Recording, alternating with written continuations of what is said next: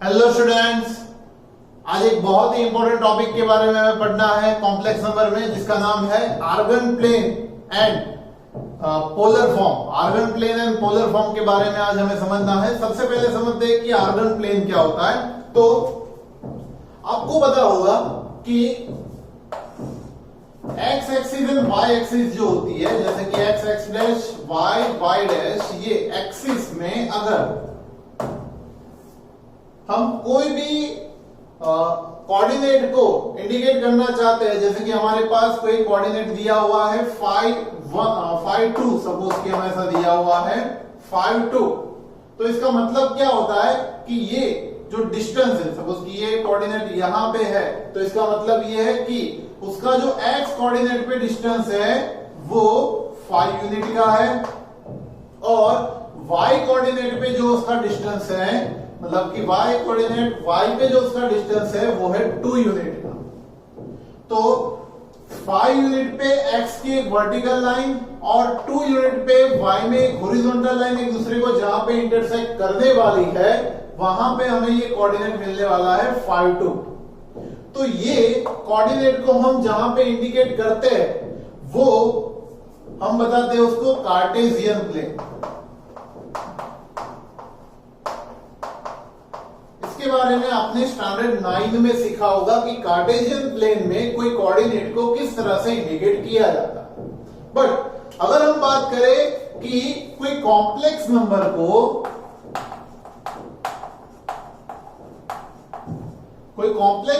को अगर आपको इसी तरह से इंडिकेट करना है, तो उसको भी हम ये एक्सिस के फॉर्म में इंडिकेट कर सकते हैं with the use of Argand plane. अब आर्गन प्लेन के बारे में अगर हम सोचने जाए तो उसमें भी एक्सिस होती है इस तरह की हॉरिजॉन्टल एंड वर्टिकल। जो हॉरिजॉन्टल एक्सिस होती है वो एक्स एक्स डैश को हम बता सकते हैं रियल एक्सिस। इसको क्या बोला जाता है? Real axis. एंड जो वर्टिकल होती है वो होती है वाई डैश, जिसको हम बोल सकते हैं इमेजिनरी एक्सिस। क्या बोल सकते हैं इसको? Imaginary axis. अब इसका मतलब ये है कि जो हमारा कॉम्प्लेक्स नंबर होता है z equal to x plus i y. अब इसमें आपको पता है कि जो x वाला पार्ट है that is our real part, और जो y वाला पार्ट है that is our imaginary part. तो रियल पार्ट को हम यहां पे मतलब कि एक्स एक्सिस पे इंडिकेट करेंगे, और इमेजिनरी पार्ट को अगर हम वाई एक्सिस पे इंडिकेट करेंगे यहां पे, और उन दोनों का इंटरसेक्शन पॉइंट अगर हम लेंगे तो यहां पे एक हमें कोऑर्डिनेट मिलने वाला है, और ये जो कोऑर्डिनेट है वो हमें ये कॉम्प्लेक्स नंबर इंडिकेट कर रहा है एक्स प्लस आई वाई। और यहां पे हम ओरिजिन पॉइंट से ये जो कोऑर्डिनेट हमें मिला वहां पर एक एक्सिस ड्रॉ कर सकते हैं जो कि हमें एक राइट एंगल ट्रायंगल देगी यहां पे। ठीक है, अब ये जो राइट एंगल ट्रायंगल है उसमें ये हमारी जो हाइपोटेन्यूस मिलने वाली है, ये जो हाइपोटेन्यूस है उसको अगर हम नेम दे दे, ये ए पॉइंट है, ये बी पॉइंट है, और ये ओ पॉइंट है, ओरिजिन। सो ओ ए जो है वो एक्चुअली होगा क्या? ये एक्स है हमारा, ये y है, so it is under root of x square plus Y square, है ना। पाइथागोरस अगर इसमें अप्लाई करें तो ये क्या होने वाला है? Under root of x square plus Y square. तो ये वैल्यू तो under root of x square plus Y square, ये वैल्यू ये कॉम्प्लेक्स नंबर के लिए तो उसका मॉड्यूलस ही होने वाली है ना, मॉड्यूलस ऑफ z पढ़ा था हमने ये। तो ये कहीं ना कहीं इसका मॉड्यूलस है। तो हम ऐसा सोच सकते हैं कि ओरिजिन से उसके मॉड्यूलस, मतलब कि जो कॉम्प्लेक्स नंबर हमें दिया हुआ है उसके मॉड्यूलस जितना अगर डिस्टेंस हम कहीं पे भी लेते हैं, और उसके साथ हमारे पास कोई एक पर्टिकुलर एंगल होता है which makes the angle with the positive x direction, then we will get the complex number which we required. ठीक है, सो ये कॉम्प्लेक्स नंबर को हम उसकी ये जो मॉड्यूलस है वो मॉड्यूलस और यहां पे जो उसका थीटा मिल रहा है, ये थीटा को हम बोलेंगे उसके आर्ग्यूमेंट ऑफ z। क्या बोला जाता है इसको? यहां पे ये जो हमने एक्सिस ड्रॉ की, OA एक्सिस, मतलब कि OA लाइन जो हमने ड्रॉ की है, which is the modulus of the complex number which makes some angle with the positive x direction and that angle is known as argument of z। So ये argument of z और उसका जो modulus है उसके respect में कोई भी complex number को अगर इंडिकेट किया जाता है, then that form of that complex number is known as its polar form, like z equals to r in bracket cos theta plus I sin theta.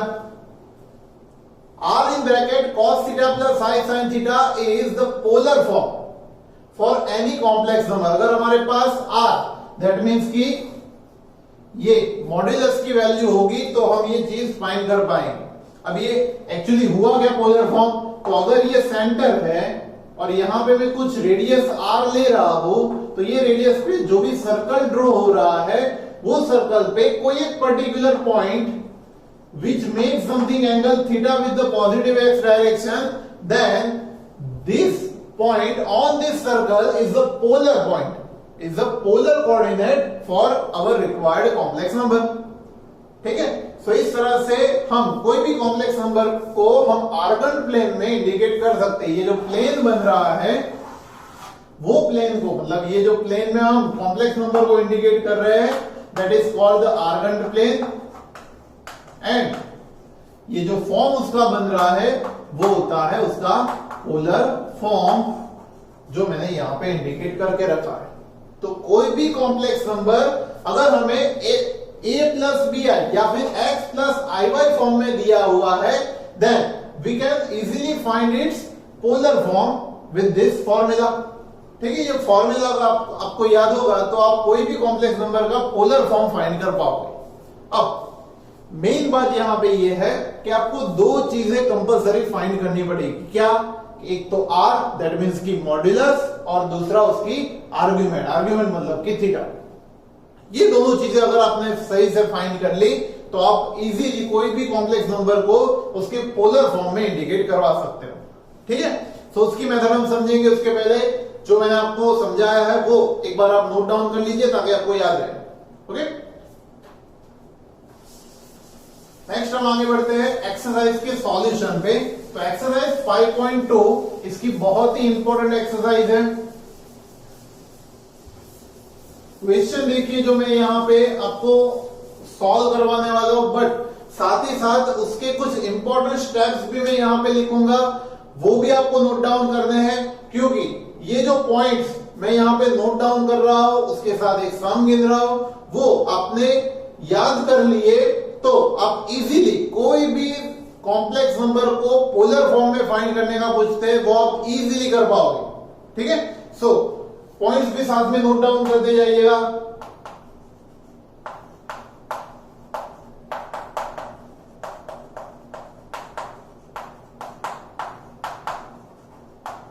Steps में यहां पे लिखता जाऊंगा और उसके साथ हम एक्सरसाइज स्टार्ट कर देते हैं। एक्सरसाइज 5.2।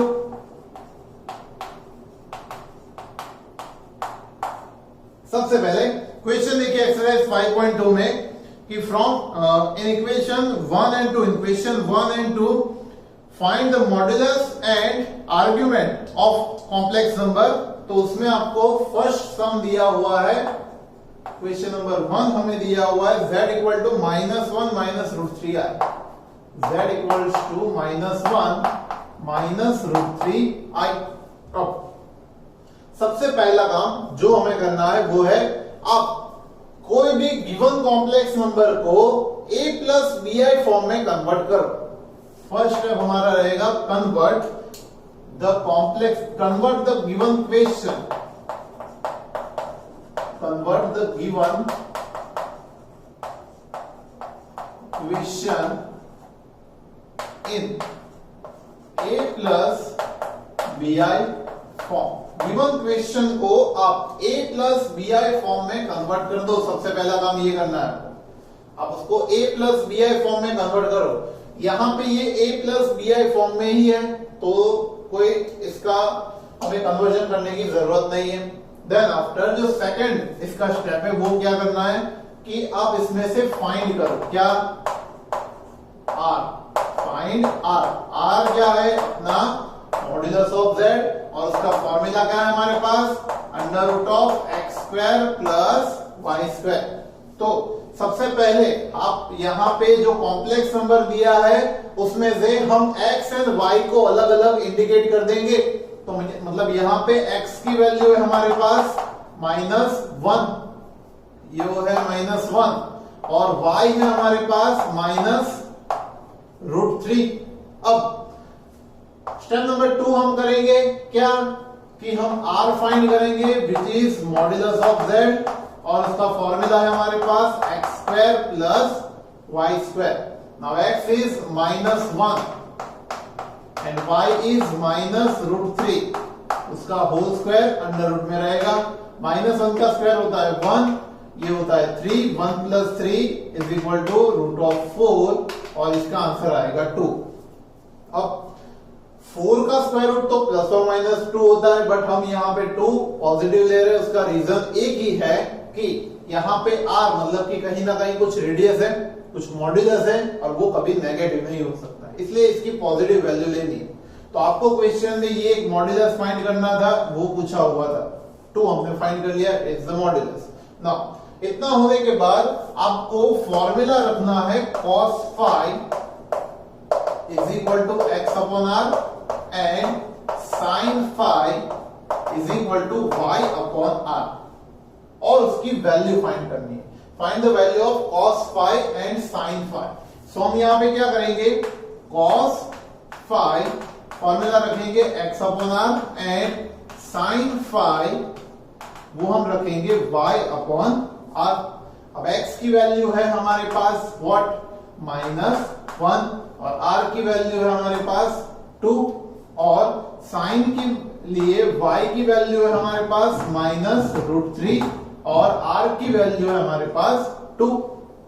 ठीक है, तो cos phi की वैल्यू मिली -1/2 एंड sin phi की वैल्यू मिली -√3/2। सो अभी इसके बाद मेन जो पॉइंट है वो आ रहा है, without considering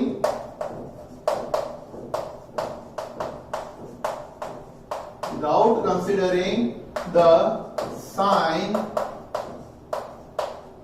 of cos phi and sin phi, find the value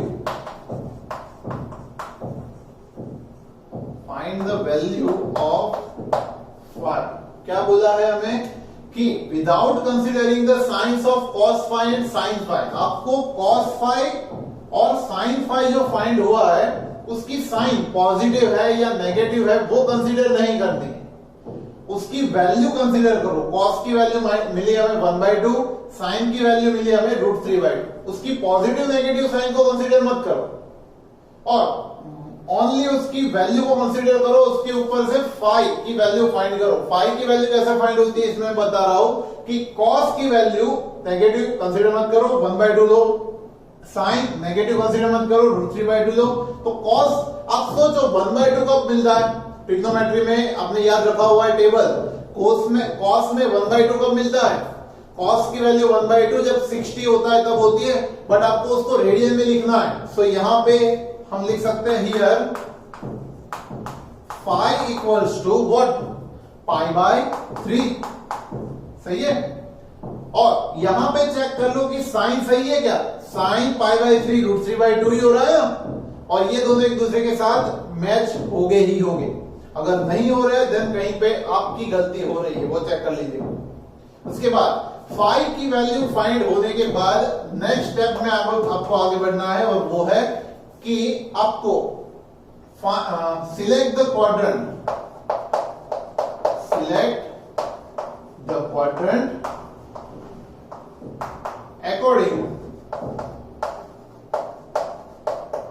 accordingly with the signs of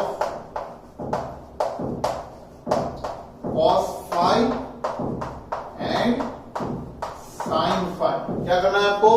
cos phi and sine phi की जो साइन हमने पहले कंसीडर नहीं की थी, लेकिन अब जो हमें यहाँ पे साइन मिल रही है उसके ऊपर से अब ये डिसाइड करो कि क्वाड्रेंट कौन सा है, और वो क्वाड्रेंट में आपको थीटा की वैल्यू फाइंड करनी है।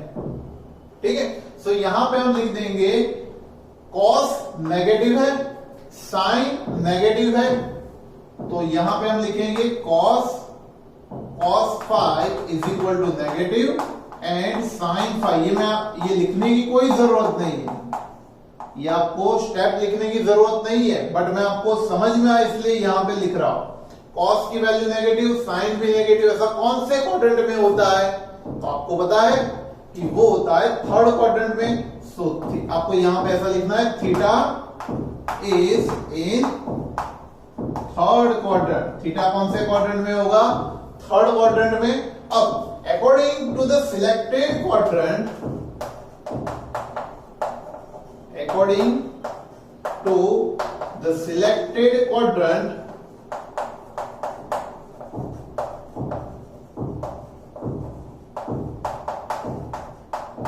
find the value of theta. Theta that means कि अपनी जो आर्ग्यूमेंट है वो, अब उसके लिए क्या है कि आपको यहां पे क्वाड्रेंट और थीटा की वैल्यू कैसे लेनी है उसका मैं टेबल आपको बना के दे रहा हूं। सपोज की फर्स्ट क्वाड्रेंट है तो आप थीटा, आपको जो फाई मिले वही ले लो। अगर सेकंड क्वाड्रेंट मिल रहा है तो आप थीटा की वैल्यू क्या लोगे? Pi minus phi. और अगर थर्ड क्वाड्रेंट है तो आप थीटा की वैल्यू लोगे माइनस पाई प्लस फाई।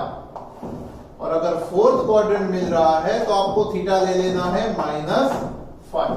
ठीक है, ये चार आपको टेबल के हिसाब से याद रखना है, और चार वैल्यू इस तरह से फाइंड करनी है। याद कर लेना ये पूरी अच्छी तरह से। ठीक है, क्वाड्रेंट जिस तरह से आपको मिल रहा है उस तरह से थीटा की वैल्यू फाइंड करो। हमें यहाँ पे कौन सा क्वाड्रेंट मिला है? Third quadrant. तो थर्ड में थीटा क्या होता है? Theta is equal to minus pi plus five. So theta हम लिख देंगे minus pi plus five. So यहां पे हम लिखेंगे minus pi plus five is, five हमें मिला पाई बाय 3। ओके, इसका एलसीएम ले लो, minus 3 pi plus pi divide by 3, तो ये होगा माइनस 2 पाई बाय 3। ये हमारा थीटा का आंसर मिला। अब ये जो थीटा मिला है उसको हम प्रिंसिपल आर्ग्यूमेंट भी लिख सकते हैं। प्रिंसिपल आर्ग्यूमेंट ऑफ जेड इसको हम बोल सकते हैं, या फिर ओनली आर्ग्यूमेंट लिखे तो भी कोई प्रॉब्लम नहीं है। अब यहां तक ही हमें पूछा हुआ था, बट हम इसका पोलर फॉर्म भी इंडिकेट कर देंगे। ठीक है ना, क्योंकि एक ही स्टेप है। अगर इसका पोलर फॉर्म भी आपको पूछा होता तो आपको लिखना है z is equal to r in bracket cos theta plus i sin theta. So r की वैल्यू मिली हमें 2। देख लो, cos थीटा, थीटा की वैल्यू मिली माइनस 2 पाई बाय 3, तो हम यहां पे लिखेंगे cos minus 2 pi by 3 plus i sin minus 2 pi by 3। तो ये इसका पोलर फॉर्म मिला है। ये नहीं पूछा था बट हमने एक्स्ट्रा में फाइंड किया ताकि आपको पता चले थीटा के बाद एक ही फॉर्म है, एक ही फॉर्मूला रखना है, आंसर मिल जाएगा पोलर फॉर्म में। क्योंकि जो थर्ड के बाद क्वेश्चन दिए हुए हैं उसमें आपको इसको पोलर फॉर्म में भी कन्वर्ट करने का बोलेंगे, इसलिए मैंने यहां पे ही कर दिया इसको। अब तो इसका मतलब ये हुआ कि अगर इतने स्टेप्स हमें पता होंगे तो हम कोई भी सम बहुत इजीली कैलकुलेट कर सकते हैं। ठीक है ना। सेकंड सम देखते हैं, माइनस रूट 3 प्लस आई। क्वेश्चन सेकंड में दिया हुआ है माइनस रूट 3 प्लस आई। सबसे पहला काम x एंड y को ले लो। x is equal to minus root 3 और y equals to 1। So r is equal to mod of z, वो होगा under root of x square plus Y square. x की वैल्यू है माइनस रूट 3, y की value है 1। So minus root 3 का square होता है 3 और 1, तो ये होगा 4 का स्क्वायर रूट आता है 2। ये हमें मिल गया उसका मॉड्यूलस। देन आफ्टर आगे बढ़े, इसके लिए cos थीटा, cos फाई हमें लेना है x अपॉन आर और sin फाई हमें लेना है y upon R. cos phi x upon R, sin phi हम लेंगे y अपॉन आर। तो x की वैल्यू माइनस रूट 3, r की वैल्यू 2, y की वैल्यू 1, r की वैल्यू 2। अब यहां पे हमें साइन को कंसीडर नहीं करना है, स्टेप्स आप लोग देखते जाइएगा। यहां पे हम साइन कंसीडर नहीं करेंगे, मतलब कि इसकी पॉजिटिव नेगेटिव साइन को हमें कंसीडर नहीं करना है। यहां पे डायरेक्टली हम की वैल्यू फाइंड कर देंगे। cos कब √3/2 होता है और sin कब 1/2 होता है, तो 30 मतलब π/6, तो फाई हम ले लेंगे π/6। नाउ फाई की वैल्यू मिल चुकी है, उसके बाद आपको सिलेक्ट करना है quadrant. So theta is in which quadrant, cos negative sin positive, sin positive and cos negative कौन से क्वाड्रेंट में होता है, सेकंड ना, चेक कर लो इसकी। sin पॉजिटिव है, cos नेगेटिव है, तो cos negative sin positive second quadrant में होता है, तो theta is in second quadrant. अगर थीटा सेकंड क्वाड्रेंट में है तो थीटा की वैल्यू क्या होगी, टेबल है ना हमारे पास, क्या होती है pi minus 5, so it is pi minus 5, so pi minus 5 is π/6, तो 6 pi minus 5 is 5 π/6, ये होगा थीटा is 5 π/6। अब बात करते हैं इसके पोलर फॉर्म की, तो पोलर फॉर्म होता है z equals to r cos theta plus i sin theta. तो थीटा भी हमने फाइंड किया, r भी हमने पहले फाइंड किया हुआ है, तो r is 2 cos 5 π/6 plus i sin 5 π/6, that is our answer of z। आया समझ में? तो इस तरह से आप कोई भी सम कैलकुलेट कर सकते हो। ये एक्सरसाइज में दिया हुआ कोई भी सम हम गिन सकते हैं। अगर आपने ये स्टेप फॉलो किए तो आप कोई भी सम कैलकुलेट कर सकते हो। ठीक है, थर्ड नंबर का क्वेश्चन, इसमें आपको कन्वर्ट ये करना है कि पोलर फॉर्म में कन्वर्ट करना है, बट वो तो हम पहले भी कर रहे हैं। ठीक है, सेम मेथड से हम जाएंगे। थर्ड नंबर का question 1 minus i, third is z equal to 1 minus i. अब यहां पे x एंड y को इंडिकेट करो। x की वैल्यू है 1, y की वैल्यू है -1, x एंड y हमें मिला है। अब r की value, r is mod of z, so it is under root of x² plus y², so x is 1, y is -1, then we get 1 plus 1 which is √2, which is our modulus of z. Now cos phi and sin phi, cos phi is x upon r and sin phi is y upon r. Now x is 1 upon √2, y is -1 upon √2. So cos positive, sine negative, but अभी तो हमें उसकी sign को consider नहीं करना है। Phi हमें मिलेगा 1 अपॉन √2 है तो π/4 पे होता है, और theta is in which quadrant, cos positive sine negative, fourth quadrant, theta is in fourth quadrant. Fourth quadrant में थीटा क्या होता है चेक कर लो, फोर्थ क्वाड्रेंट में थीटा -π, तो यहां पे थीटा बन जाएगा अपना -π/4। और इसकी पोलर फॉर्म की बात करें तो पोलर फॉर्म होता है z equals to r in bracket cos theta plus i sin theta. तो ये होगा z, r की वैल्यू हमें मिली है √2 और थीटा इज -π/4, तो cos -π/4 प्लस i sin -π/4। ठीक है, ये इसका पोलर फॉर्म मिल गया, विच इज आवर आंसर। आ रहा है समझ में? कोई भी सम गिन सकते हैं यही मेथड से। तो सेम समय आ गए 4, 5 एंड 7 नंबर के। 4, 5 एंड 7 ये आपको अपने आप गिनने हैं। बाकी के ये जो 6 एंड 8 बचे वो मैं करवा रहा हूं थोड़े से अलग टाइप के इसलिए, ठीक है। पहले इसको वीडियो पॉज करके नोट डाउन कर लीजिए।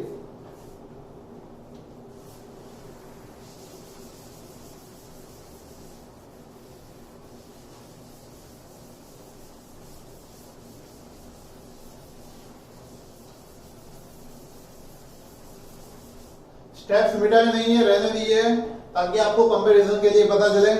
नेक्स्ट 6 नंबर का सम देखिए। z दिया है -3, z इज -3, ओके। अब यहां पे हमें ओनली रियल पार्ट दिया है, इमेजिनरी पार्ट नहीं दिया है बच्चों।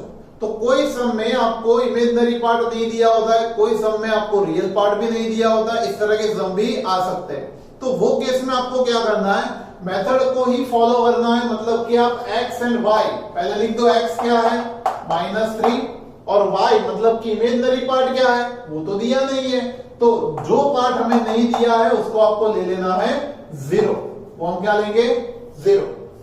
इसके बाद आपको मॉड्यूलस जिस तरह से फाइंड करते थे r modulus of z which is under root of x² plus y², वो फाइंड कर लेंगे। x की वैल्यू हमारी -3, y की है 0 उसका स्क्वायर, तो √3 का -3 का स्क्वायर 3 प्लस 0, सॉरी ये होगा 9 प्लस 0, 9 का स्क्वायर रूट हम लिख देंगे 3, तो इसका मॉड्यूलस 3 होगा। इसके बाद हमारी वैल्यू cos फाई की और sin फाई की, ये फॉर्मूला होगा x अपॉन r, ये फॉर्मूला होगा y अपॉन r। x की वैल्यू है हमारी -3 और r है हमारा 3, तो ये आएगा -1। और sin की वैल्यू के लिए अगर हम ले तो sin है 0 अपॉन 3, तो ये आएगा 0। अब याद रखना कि जब कोई भी पार्ट एक 0 होता है, मतलब कि रियल हो या इमेजिनरी हो, कोई भी एक पार्ट अगर आपको 0 दिया है तो वो केस में कोई भी आपको फाई की वैल्यू फाइंड नहीं करनी है। चेक करो, अब यहां पे फाई फाइंड करते थे, उसके बाद क्वाड्रेंट लेते थे, तो वो ये स्टेप यहां पे एलिमिनेट हो जाएगा। क्यों? हमने आर्गन प्लेन देखा। आर्गन प्लेन में अगर हम बात करें रियल पार्ट -3, तो रियल एक्सिस पे -3 यहां पे आएगा। ओरिजिन से वो एक्सिस की बात करें तो वो एक्सिस यहां पे इस तरह से बनने वाली है, जो हमारी पॉजिटिव एक्स एक्सिस के साथ थीटा एंगल जो बनाएगी, तो ये एंगल कितने का बनेगा वो तो हम डायरेक्टली फाइंड कर सकते हैं ना। सो यहाँ पे डायरेक्टली हमें थीटा मिल जाएगा, क्या होगा वो पाई। और आप अगर चेक करना चाहते हो तो कर सकते हो कि cos पाई की वैल्यू क्या होगी -1, sin पाई की वैल्यू 0 वही मिलेगी आपको। तो यहाँ पे ये सारा स्टेप एलिमिनेट होके आपको डायरेक्टली प्रिंसिपल आर्गुमेंट मिल जाएगी। Then after you will get the polar form. So इसका पोलर फॉर्म होगा, फॉर्मूला वही है, z equals to r cos theta plus I sin theta. So r की वैल्यू है हमारी 3, cos theta that is cos pi plus I sin pi, ये हमारा polar form मिला। सेम तरह उसी तरह से 8 नंबर का सम हमें दिया हुआ है। 8 नंबर में क्वेश्चन है I, z equals to only I दिया है, जिसको हम ऐसे भी लिख सकते हैं 0 प्लस 1i, है ना। सो x की वैल्यू हमारी यहां पे हो जाएगी 0 और y की वैल्यू हो जाएगी 1। तो अगर हम r की बात करें मोड ऑफ z की, तो होगा under root of x square plus Y square. अब x की वैल्यू है 0, y की वैल्यू है 1, तो 0 एंड 1 का स्क्वायर 0 प्लस 1, ये हो जाएगा 1। अब बात करें cos phi x upon r and sin phi which is y upon r, तो x की वैल्यू है हमारी 0, r मिला 1, तो ये होगा 0, ये 1 है अपॉन 1 दैट इज 1, तो साइन 1 और कॉस 0 R1 प्लेन में अगर देखें इस तरह से होता है। आई इमेजिनरी पे 1 मतलब यहां पे मिलेगा, तो ये एक्सिस हमारी ये होगी और ये एंगल होगा थीटा π/2। डायरेक्टली हम लिख सकते हैं here theta equals to π/2 which is our principal argument. तो अगर आपको ऑब्जेक्टिव मतलब एमसीक्यू में ऐसा क्वेश्चन पूछा हुआ है तो आप डायरेक्ट R1 प्लेन से आप प्रिंसिपल आर्गुमेंट फाइंड कर सकते हो, ठीक है। अब इसके पोलर फॉर्म की बात करें तो इसका पोलर फॉर्म होता है z इक्वल्स टू